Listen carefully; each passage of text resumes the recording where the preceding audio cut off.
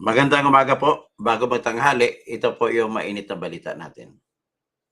Ang pinakamainit sa ngayon ay yung na-discover ni Mike Defensor na yung ginagamit, nakakasuhan ni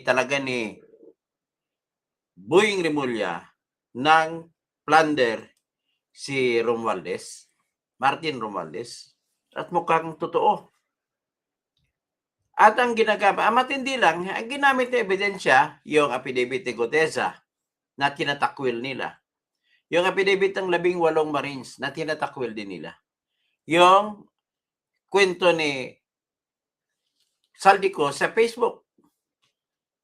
Isa lang ang napansin mo rito, kulang-kulang sa authentication ang lahat ng ito. Pero kung mayroon man itong pinakamaganda na authentication ay yung number 1 kay Gutesa, kasi records na ng Senado.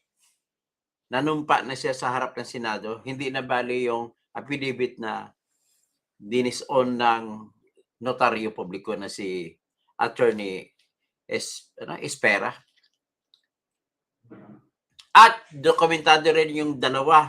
At actually, ginamit nila yung affidavit ng pumirma na sa 18 sundalo. Pumirma doon ng individual affidavits doon sa National Bureau of Investigation. Ito po si Sergeant Navidad at si Sergeant Esquivel. Sa 18 sila, 6 po ang pumirma, ay hindi mo na pinapirma ni Attorney Baligod yung 12 kasi questionably ang nakalagay ng mga detalye. Okay? So, ito, good morning, Gamora. So, ngayon, siguro, mas maganda siguro, umpisa natin sa kanta na binuo para sa akin ni Attorney ni Gab Adalia. Ito po yung kanta na Toto Tirador. Title, kaya pakinggan muna natin habang bago tayo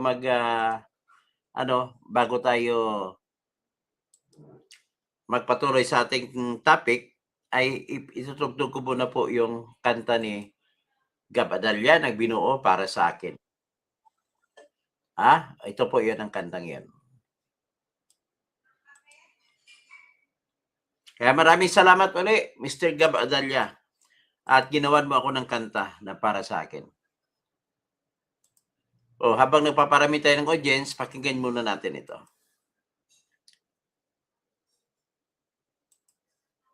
Binuo po ng Mr. Gab Adalia para sa akin. Isa ko po siyang subscribers. Isa sa mga subscribers ko. At talagang bilib na bilib sa akin. Ina-idolize po ako. At maraming salamat ulit sa iyo. At hindi po kayo nagkakamali sa pag-idolize sa akin. At pinaglaban natin hanggang dulo ang katarungan.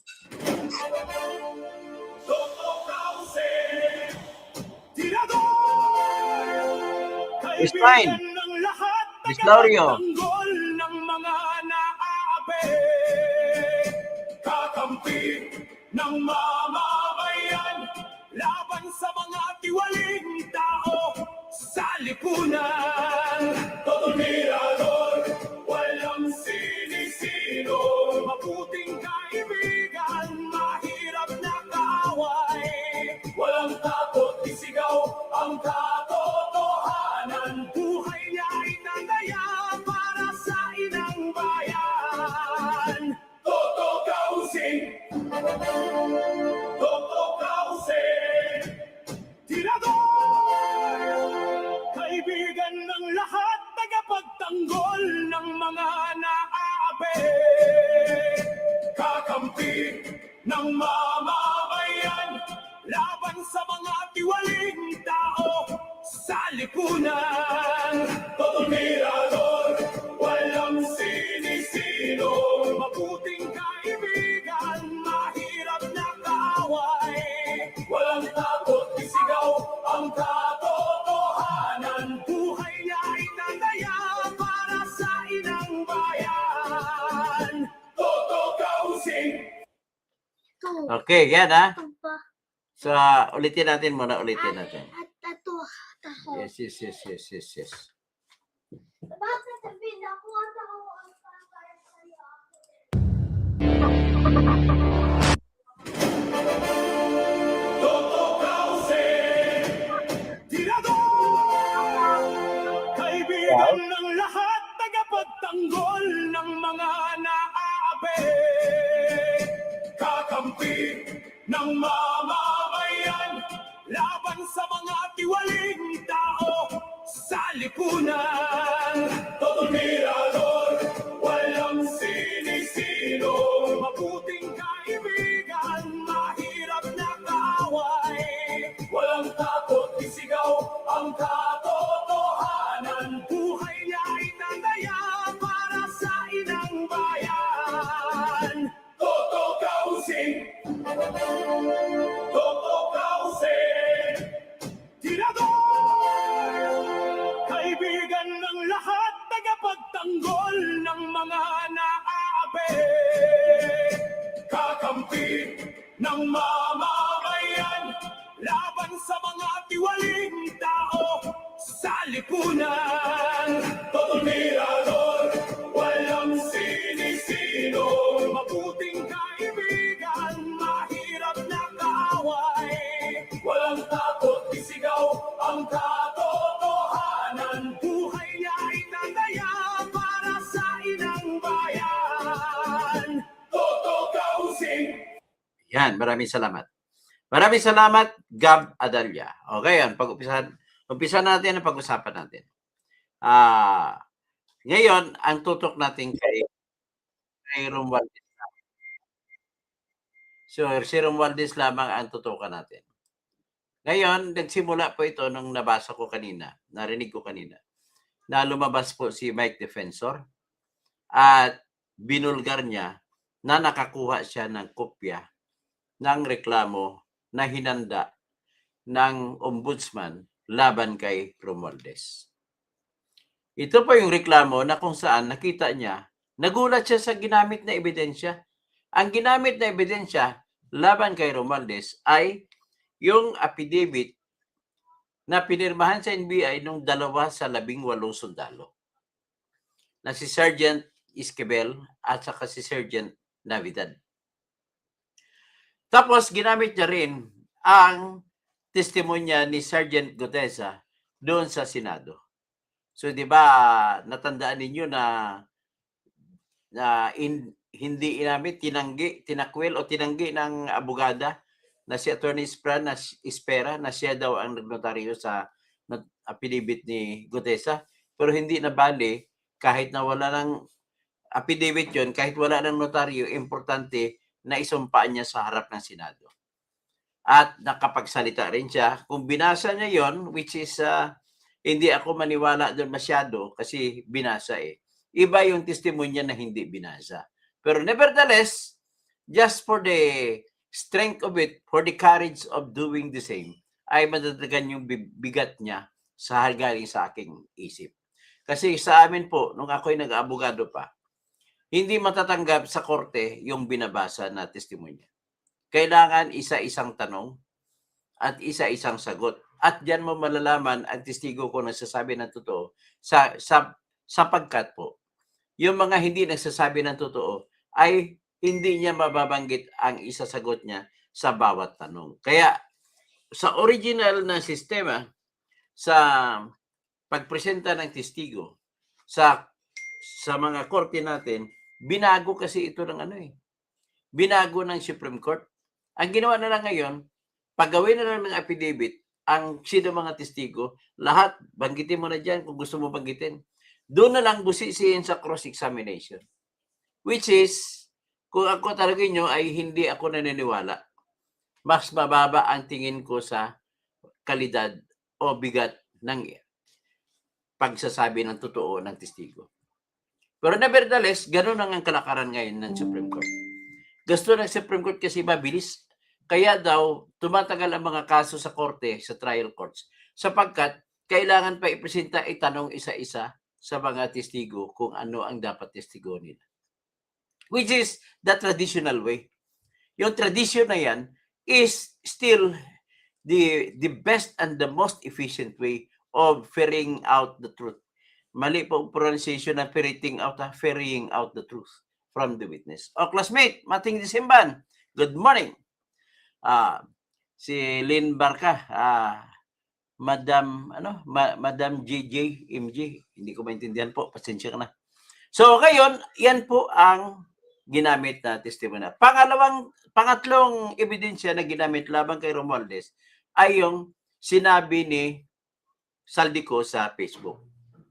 Ladies and gentlemen, siguro kahit hindi kayo abogado, may kaisipan din kayo paano gagamitin ang sinabi ni Saldico sa kanyang Facebook. Kung ang tanong natin ay katotohanan, pwede ba nating maasahan na totoo yun? Ngayon, pwede mo masabi, ano bang pakay? Kung ang pakay ay patunayan mo sa criminal case, of course, hindi ako papayag na gagamitin yun. Kung gagamitin mo kung i-convict mo si Romualdez o hindi, kulang yun. So, there must be something na ano ang gagawin para mapatunayan na totoo. So, the other thing ay lalabas ka kayong testigo na nakapanood sa nilahad ni Saldico sa Facebook. At ang testigong yan ay alam niya kung ano ang Facebook page ni Saldico. Kailangan personal niya ng alam. So sino? Sa mga kaibigan ni Saldico.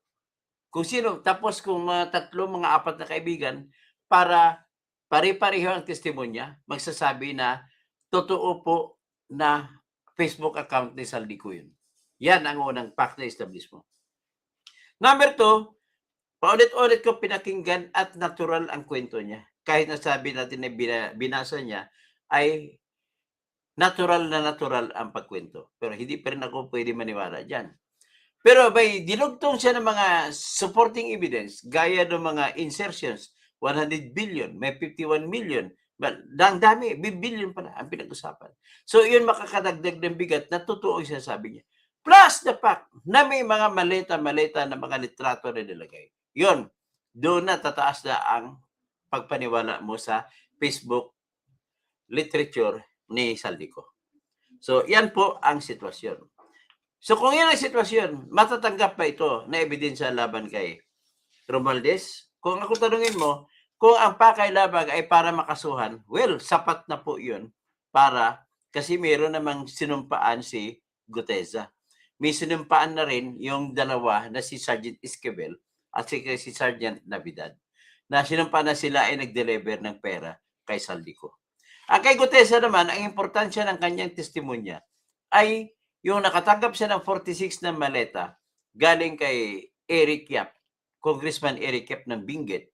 At yung 46 na maleta ay tinanggap, andun siya, personal na mismo nakita, tinanggap ni John Paul Estrada at saka ni Mark Texay na mga tauhan ni Saldico. At nakitang-kita din niya na binuksan at binilang isa-isa yung bundles ng pera. So, maasahan mo na testigo si Guteza dyan. Dito mo na lang kaya binasa niya, doon mo susubukan na ngayon sa korte. Isa-isahin mo sa kanya. Well, naniwala naman ako na kaya niyang ulitin yun. At kung maulit niya sa korte, sa Sandigan Bayan, yun, magiging totoong ebidensya na yun. So, yan po ang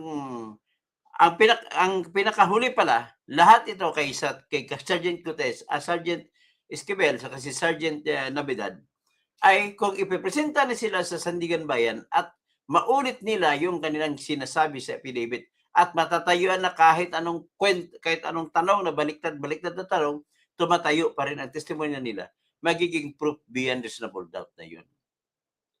Pwede nang makonvict si Saldico doon. Si Romualdez. Yan po yung sinasabi ko na kay Saldico, pwede rin kung maraming tao testigo na kilala, sabi ko nga, kilala nila Facebook account ni Saldico at kilala nila personal na si Saldico yun, at ang Facebook account ay kanya talaga. Kasi actually sa totoo lang, yung Facebook page ni Saldico ay may tinatag na blue check. Kung kayo nakakalam sa Facebook, pag may blue check, ibig sabihin verified na ng Facebook na ikaw yun, totoo yun, ikaw yun salita. Plus the fact na mayroon magpipresenta ako kung ako yung abogado, ipipresenta ko ang expert sa mga video at ipa-analyze ko pa sa AI na hindi yun AI para mapatunayan at magagamit pong ebidensya laban kay Romualdez. But then, ladies and gentlemen, pakinggan muna natin si Mike Defensor na siyang nakapagsabi tungkol dyan.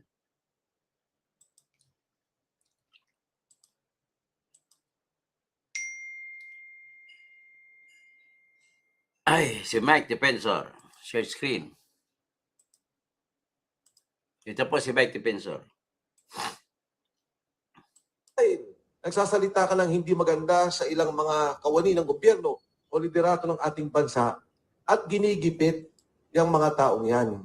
Kinakasuhan yung mga taong yan. Yan po ang hindi maganda. Katunayan, sinabi ko nga sa kanila, alam niyo nung panahon ni ERA, bagamat isa ako sa pumirma ng impeachment, matapos ang impeachment, ako ang una niyang kausap. Ako ang nag-ayos para ilipat siya sa veterans. Ako din ang nag-ayos para magkaroon siya ng hospital arrest. At that time, nag-uusap kami ni Pangulong ERA pagka meron siya pangangailangan. Namatayan siya, kailangan niya lumabas, kailangan niya lumipat, may kailangan siyang puntahan, kailangan aprubahan po yun eh. And I was the one assisting. And during the last months of the term of President Gloria Macapagal Arroyo, ako po kasama ang ilang liderato sa simbahan ang nag-ayos nung kanyang absolute pardon. Oo. Kasi yan naman ay nasa larangan ng politika. At bilang pagrespeto na dati siyang Pangulo ng ating bansa, bilang pagrespeto, hindi naman namin kailangan magdiinan. Hindi naman namin kailangan maggipitan ng isa't isa. Ngayon, sa hanay namin Wilson, siguro lahat kami may kaso na eh. Kahapon lang nakatanggap ulit ako.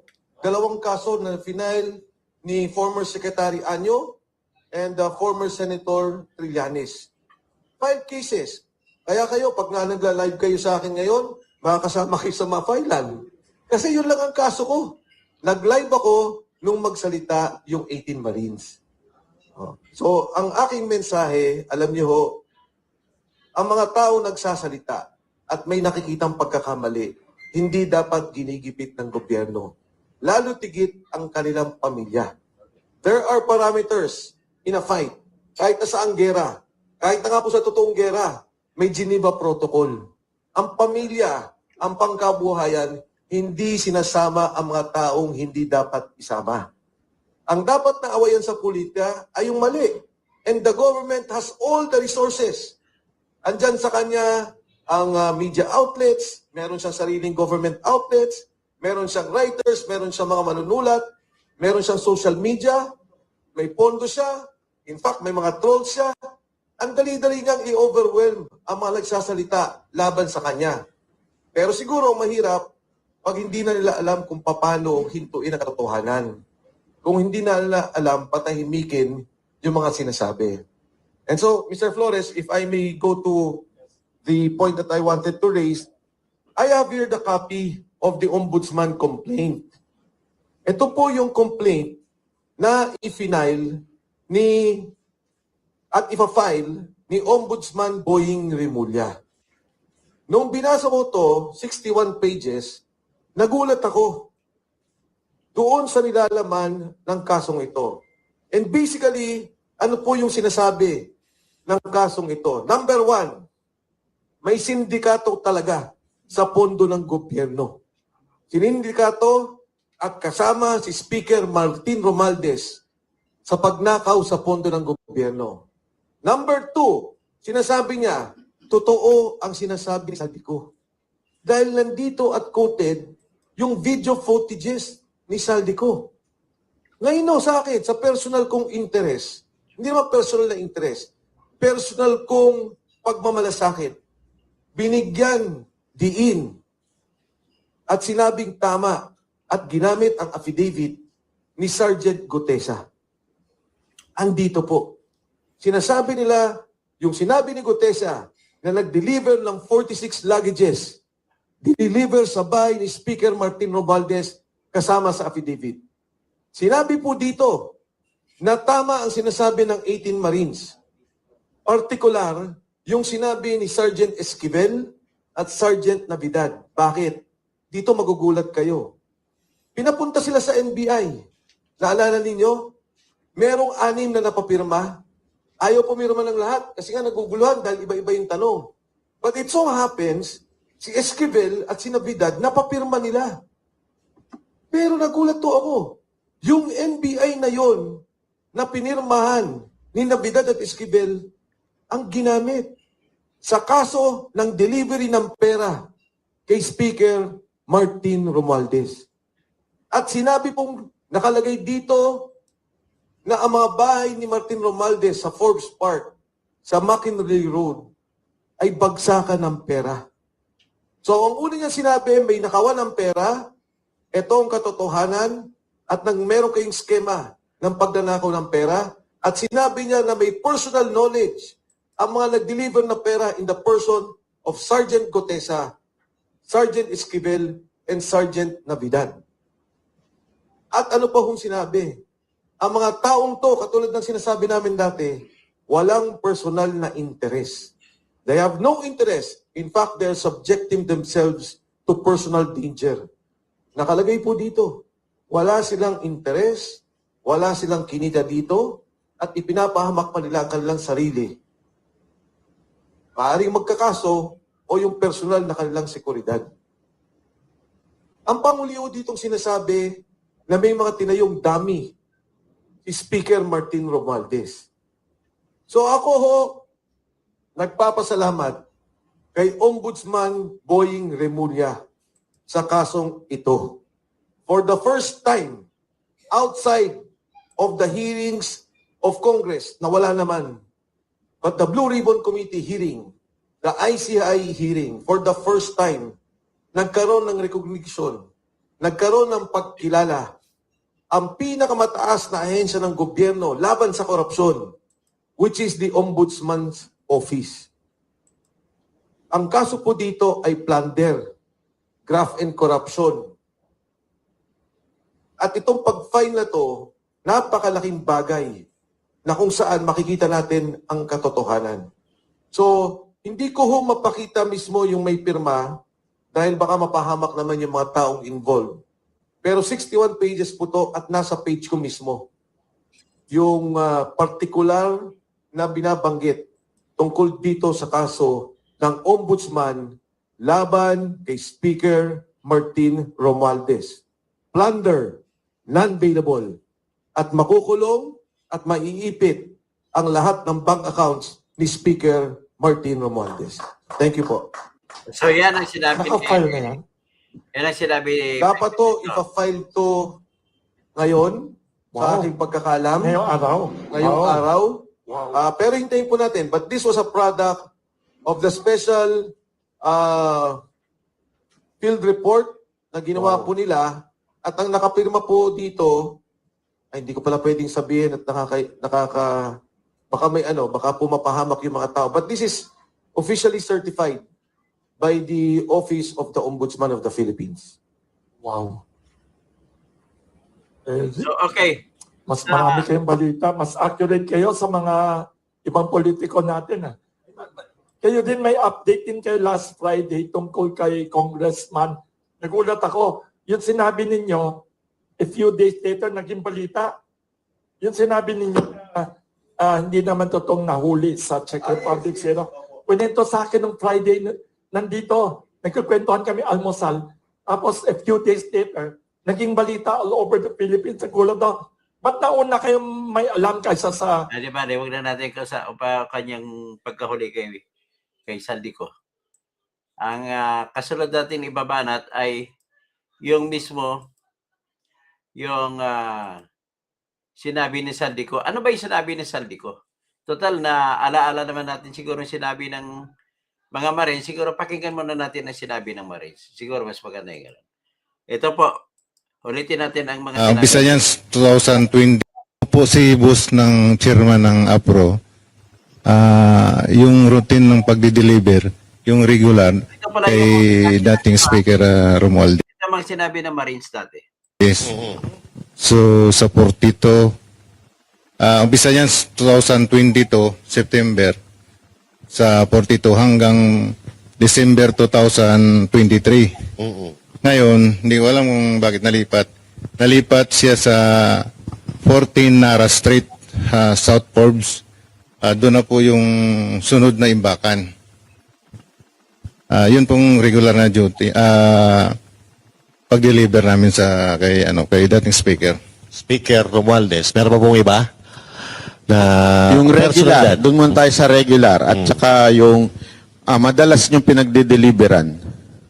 Siguro sundutan ko na rin, Banat Bay. Mm. Kay Speaker, simula 2022, tama ba? Regular po ito.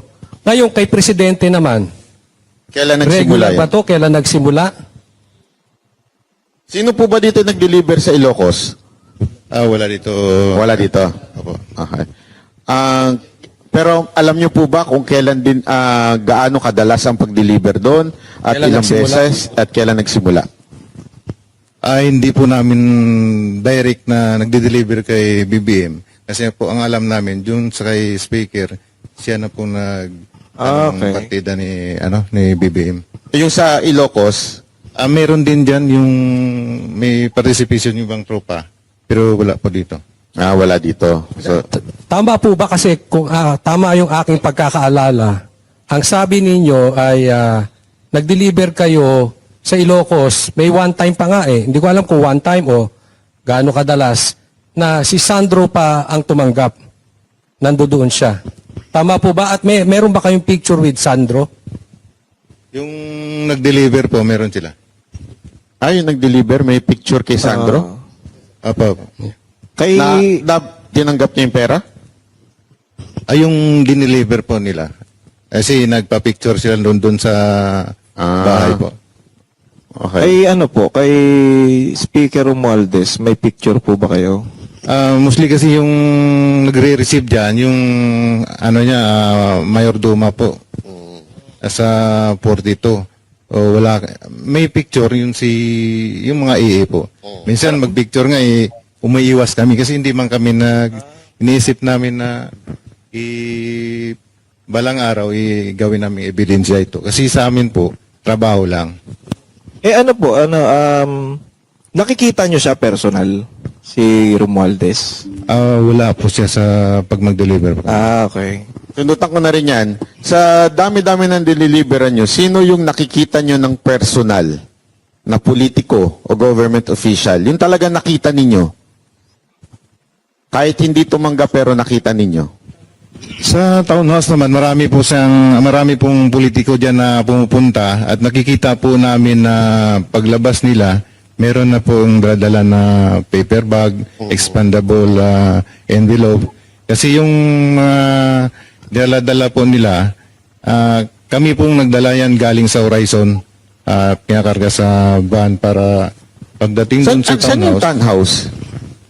townhouse? Manila Polo Club Townhouse. Sir, sinong sila yan? Sinong nila? Sino-sino itong mga to? Marami po dyan. Mari po ba kayo magpangalan? Nang naalala ninyo? Sa akin nakikita ko, dalawang beses si Senator, si Kong De Lima po. Dalawang beses ko siya nakita. Oo. Yung iba po. iba, May bit-bit ba siyang expandable na, no? Meron po, meron. Ayun. Meron siyang bit-bit mismo. Siya mismo yung bumit-bit. Boss, linawin lang natin kasi ito nakikita natin sa social media, itinanggi ni De Lima. So gusto namin marinig sa inyo mismo na si Congressman De Lima ay nakita nyo na may bit-bit-bit-bit. Opo, sir. Ayun, malinaw. Kasi Di ba ata siya congressman? No. Hindi pa.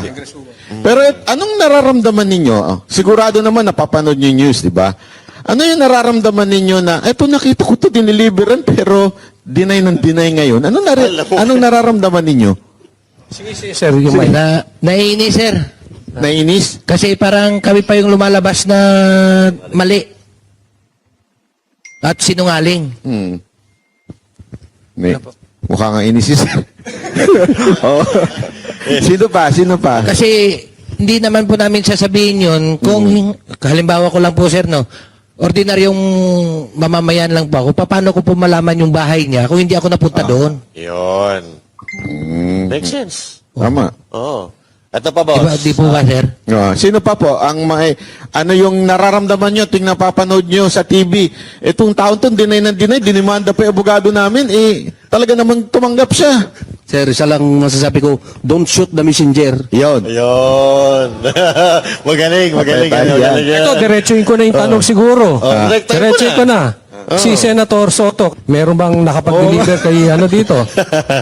Wala sir, magano kasi minsan ginawa niyang Itbulaga eh. Ah. Ang ganda sir, nung ako yung ano dyan, yung team advance. Ikaw. So, nauna kami sa area sa Baclaran, sa building, sa opisina yata dyan sir sa Baclaran.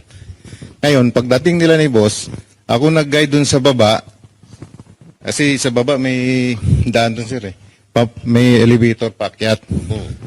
So, pag dating nila, ginaid ko, tapos bumaba na sila ni boss, umakyat sa elevator, tapos yung ibang tropa, bumaba din, dadala rin ibang malita. Ako, yung dalawang malita mismo, dadala ko.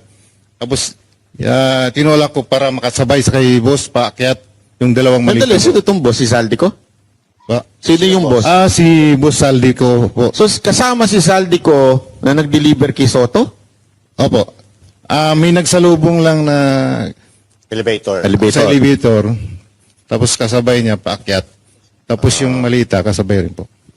So, sino tumanggap? Sino tumanggap pagdating sa taas? Kasi hindi na kami umakyat no sa taas.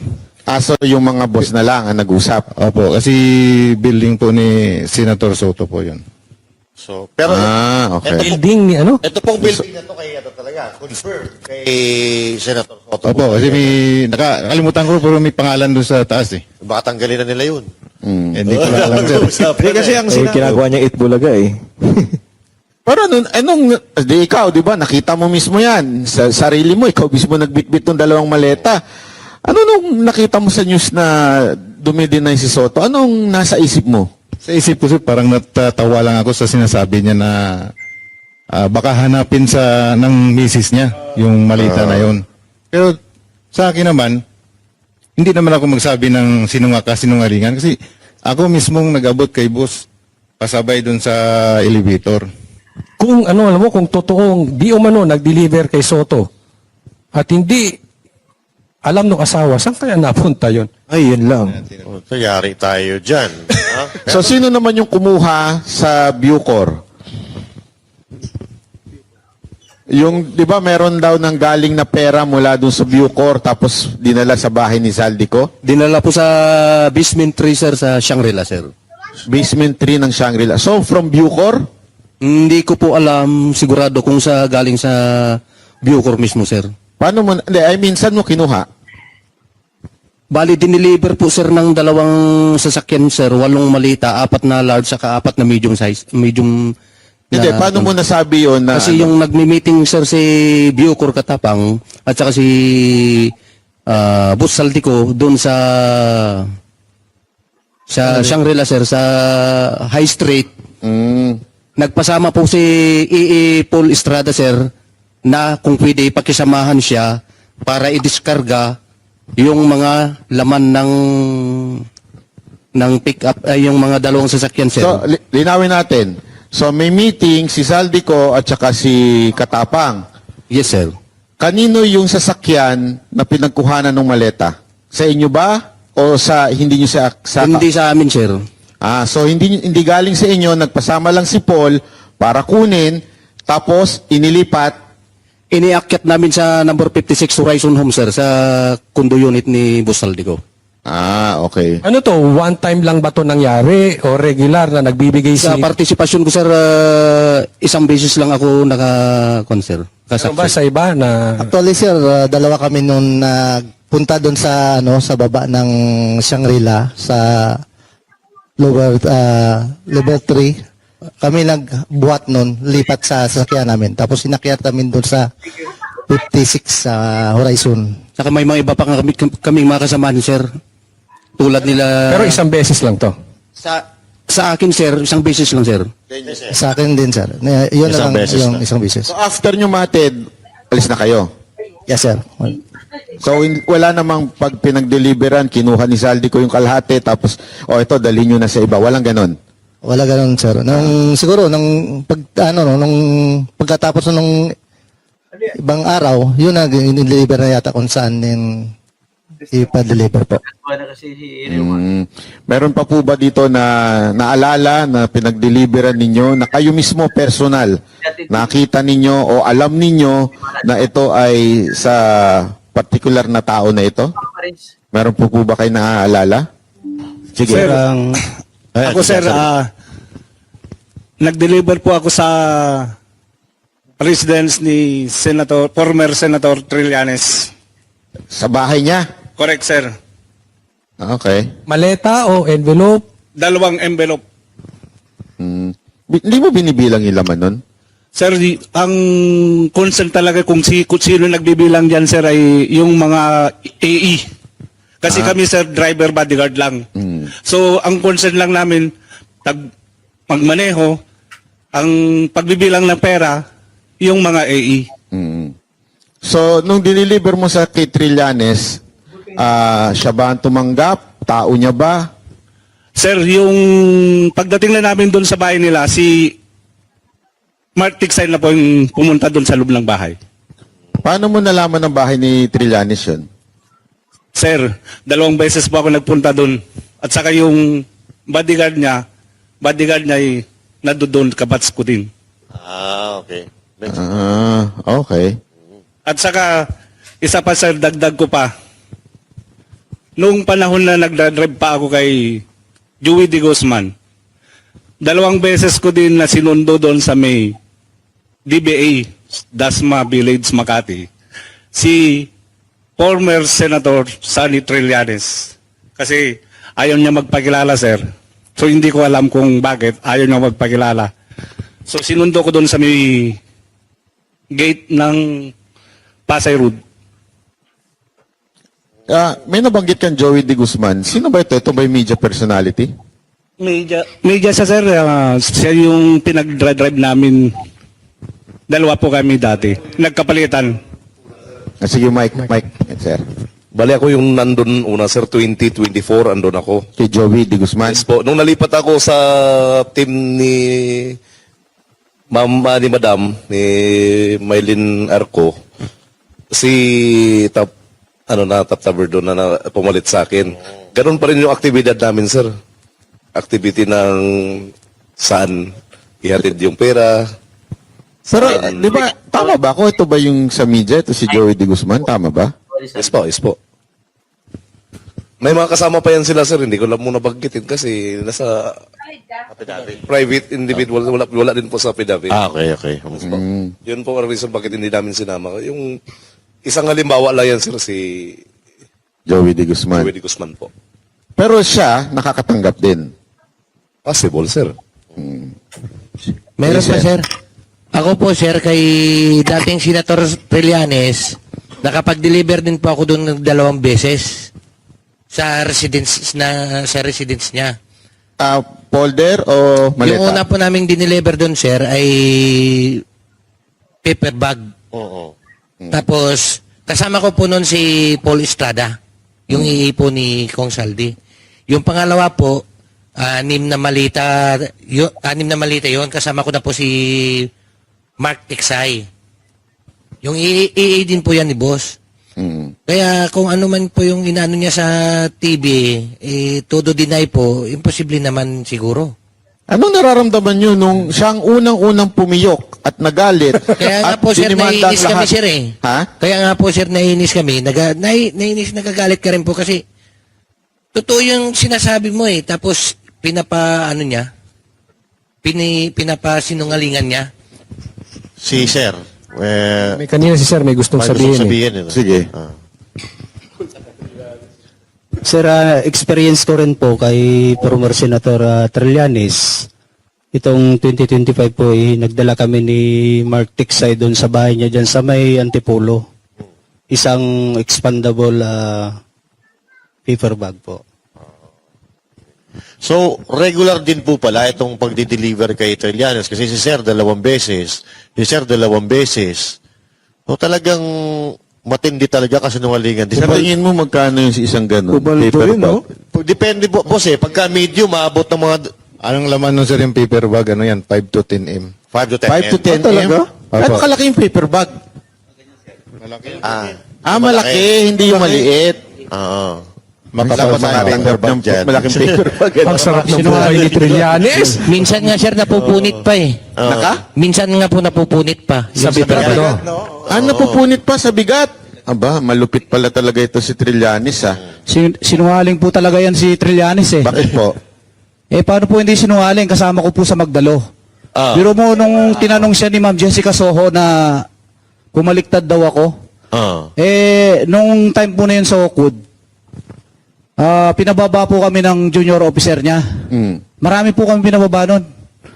Tapos sinabi niya po na bumaliktad daw kami. Nakulong po ako ng 2 taon. Nalagasan po ako ng 2 rangko, 3 rangko na pinaghirapan ko po spot promotion sa Mindanao yun. Kasi naniwala kami sa kanya. Naghirap po yung pamilya ko nun. Kaya wag niyang sabihin na bumaliktad ako. Napakasinungaling niya talaga. Oh? Totoo ba yung sinasabi ni Pierre Ardi na yung mga Magdalo daw, pinitik yung mga kutsara at tinidor dun sa hotel? Hindi po totoo yun. Actually, yung building na yun, walang nawala po yun. Kasi kami po mismo, pinaglaban namin yung corruption noon sa loob ng armed forces po noon. Kaya naniwala kami sa kanya noon. At actually, yung Magdalo po, buwag na po to eh. Halos wala na pong naniniwala sa kanya dahil sa kasinungalingan niya at yung tumatanggap siya. Siya mismo ang gumawa ng ganyan. Ang pinaglaban namin is corruption. Anong pakiramdam mo nung siya ang unang-unang dumidinay kahit alam nyo may na-deliveran? Di ba, unang-una, nagdemanda ka? Siyempre, po ako nasasaktan ako bakit nagawa niya yun. Samantalang yung pinaglaban namin, corruption. Tapos ngayon, siya mismo ang gumagawa. Yun. Grabe, no? Matindi pala to si Trillanes. Matindi pala to si Trillanes. Ay, si Seth, di ba, may nasabit na kayo nagsalita na. Tama na mo na yan. Dito naman, idali natin itong isang kwento. Kasi ginamit naman nila ni Boying Remulla na ebidensya yung sinabi ni Saldico. Pakinggan natin ulit si Saldico. Si Saldico, ito po si Saldico.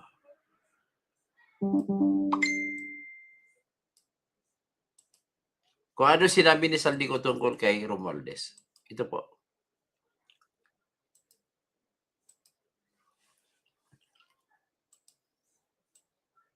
Umaan sa akin para ibigay, papalabasin ng administrasyon na ako ay isang terorista sa loob at labas ng Pilipinas. Para mailibing ako kasama ang katotohanan kahit saan man ako pumunta. Sinabi na agad sa akin ni Speaker Romualdez na kailangan ko makapag-deliver ng 2 billion pesos kada buwan para sa pagdi-deliver ng male-maletang pera patungo sa bahay ni Speaker. Ang sinabi mismo ni Speaker Martin sa akin na hati sila ni Pangulong Marcos sa perang yon para gamitin bilang bagsakan at imbakan ng pera mula sa mga SOP, collection at deliveries na para sa Pangulo. Huwag mo akong pigilan sa mga insertions ko. Huwag ka nang makialam sa budget. Ang gusto niya ng 50 billion pesos na insertion. Ngunit ang sagot ng Pangulo, humingi ka ng bago or dagdag na insertions.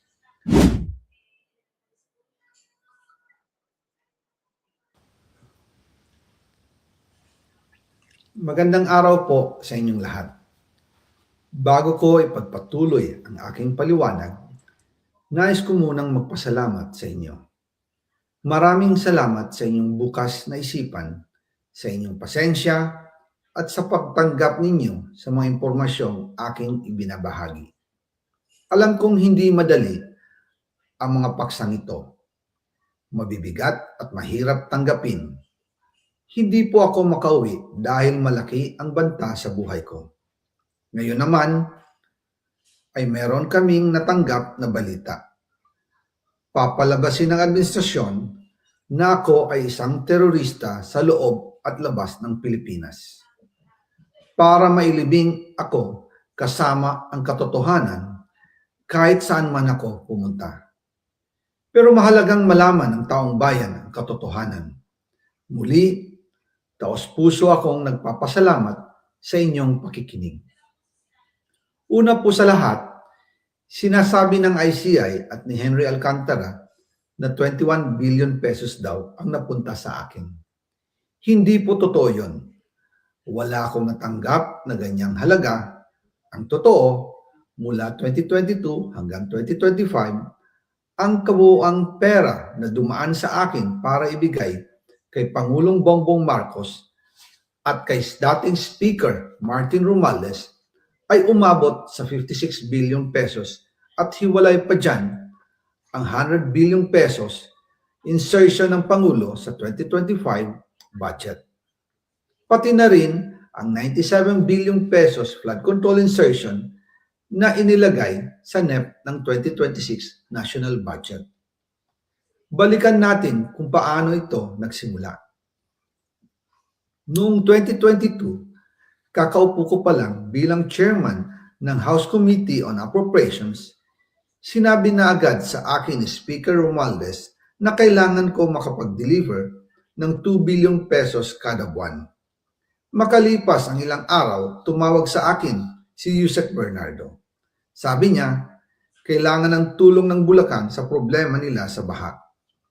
Pinapunta niya sa opisina ko sa Kongreso si DPWH District Engineer Henry Alcantara. Sa naging meeting namin ni Alcantara, siya mismo ang nag-offer kung paano ang hatian sa mga proyekto ng DPWH. 22% para kay Speaker Romualdez, 2% para kay Yusek Bernardo, at 1% para sa kanya. Doon po nagsimula ang tinatawag nilang deliveries. Ang sistema po ay ganito.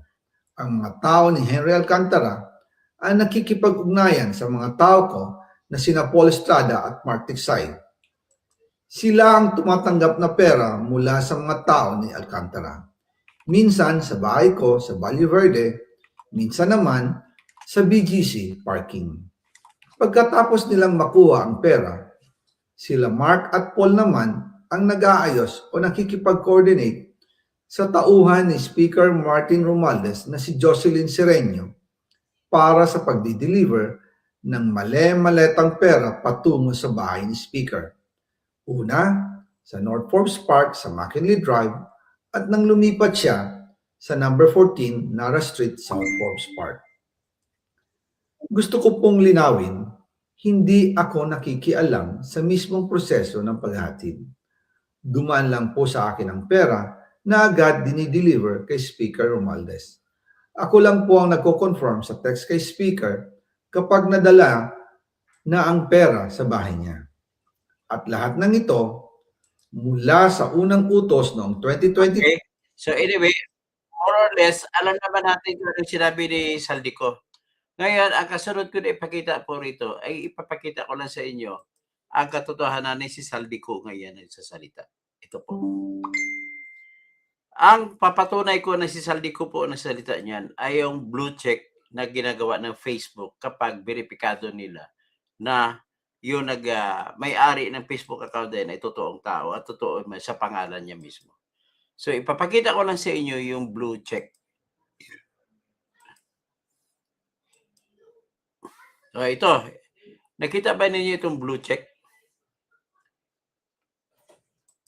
Yung blue check, ito yung check sa kan, yung check na blue, kulay asol. Dito sa Facebook, yan po ginagamit ng Facebook na palatandaan na totoong tao, totoong si Saldico. Yan o, blue check. So, ibig sabihin po, yung blue check na ito, verified, sabi ng kinlik ko, accounts with a verified badge have been authenticated and can be meta-verified. Subscribers or notable persons or brands. So, yan po ang ibig sabihin yan. So, ngayon, sa blue check na yan, alalahanin natin, ibalik ko kayo dun sa mga mali-malitang pera na pinalabas si Saldico na dineliver nila kay Martin Romualdez. Ito po yun. So, ipakita natin isa-isa.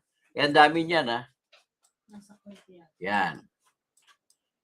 Dami-dami yan. Mali-malita. Yan ang, kasi kakasuhan ngayon ni Ombudsman, si Martin Romualdez, at yan gagamitin ebidensya, ito po.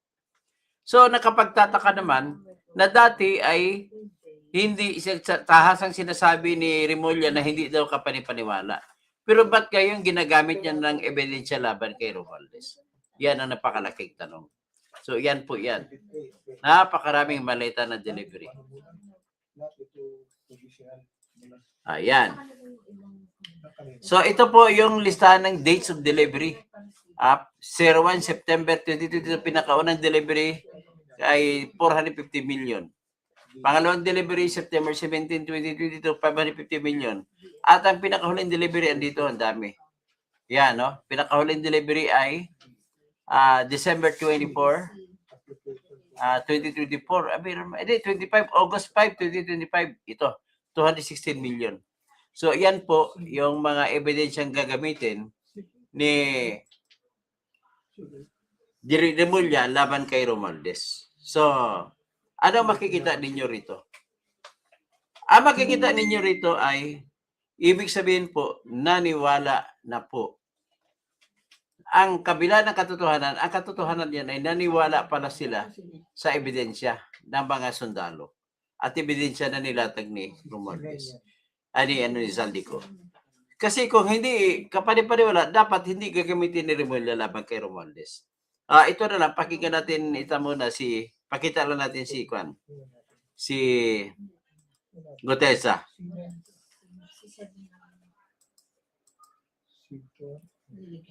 Ito naman kay Gutesa.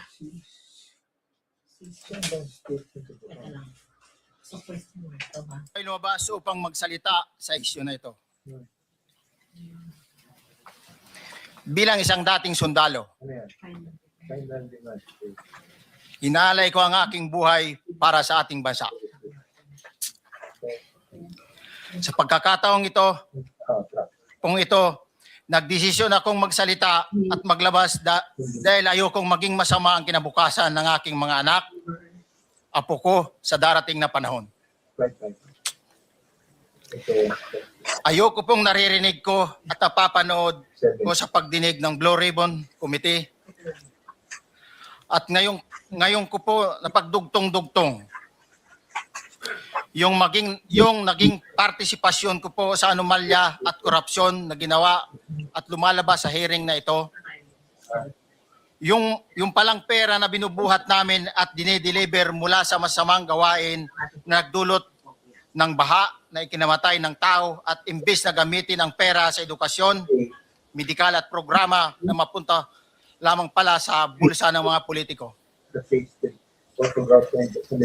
Mabigat po sa akin magsalita dahil may pamilya ko.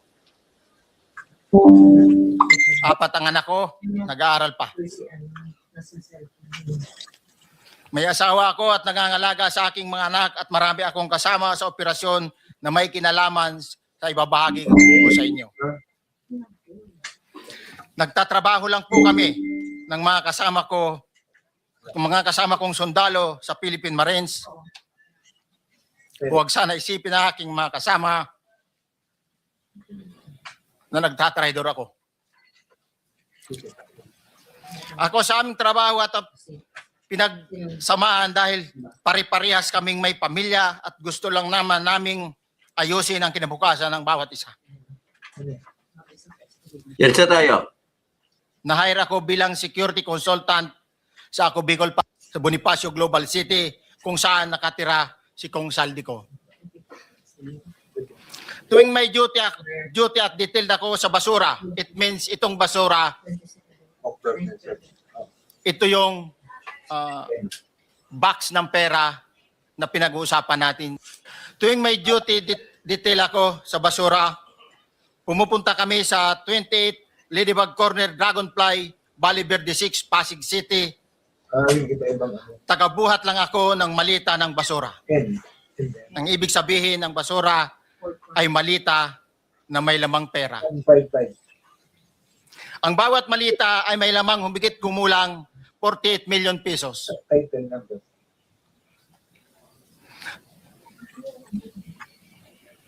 Ang bawat malita ay may post-it na nakadikit na nakasaad kung magkano ang laman ng bawat malita.